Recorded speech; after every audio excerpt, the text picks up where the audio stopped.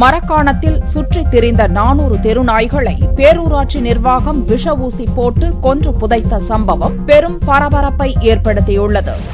விழுப்புரம் மாவட்டம் மரக்காணம் பகுதியில் நாய்களின் எண்ணிக்கை நாளுக்கு நாள் அதிகரித்து வந்தது. இதனால் பொதுமக்கள், குழந்தைகள் என பலரும் பாதிக்கப்பட்டனர். இந்நிலையில் நாய்களின் எண்ணிக்கையை கட்டுப்படுத்த மரக்காணம் பேரூராட்சி நிர்வாகம் சாலைகளில் சுற்றித் திரிந்த நாய்களுக்கு விஷ ஊசி போட்டு கொன்றது. சுமார் 400 நாய்கள் கொல்லப்பட்ட நிலையில் அவற்றின் உடல்கள் மரக்காணம் கடற்கரை பகுதியில் புதைக்கப்பட்டது. இந்த சம்பவம் குறித்து தகவல் அறிந்த ப்ளூ கிராஸ் அதிகாரிகள் கடற்கரை பகுதிக்கு வந்து புதைக்கப்பட்ட நாய்களின் உடல்களை தோண்டி எடுத்தனர்.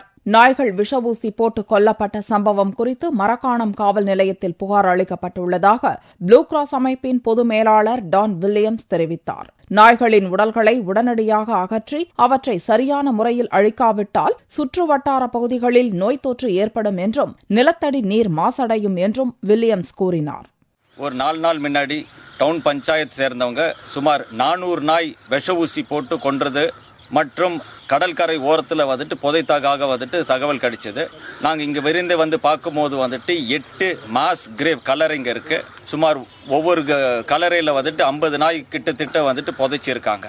சாட்சிக்காக, எவிடன்ஸுக்காக எடுக்கிறோம். இப்போ சூழலை பாதிக்கும். எபிடமிக் மற்றும் வியாதிங்க ஸ்ப்ரெட் ஆகிறதுக்கு, கிரவுண்ட் வாட்டர் லெவல்ல பொல்யூட் பண்றதுக்கு நிறைய சான்சஸ் இருக்கு. 400 நாயோடைய அழிவு கிரவுண்ட் வாட்டர் லெவல்ல மிங்கிள் ஆயிட்டு பக்கத்துல இருக்கிற கிராமத்துங்க எல்லாம் போர்வெல் வச்சுட்டு தண்ணி இறைக்கிறாங்க. இவங்களுக்கு பாதிப்பு வரும்.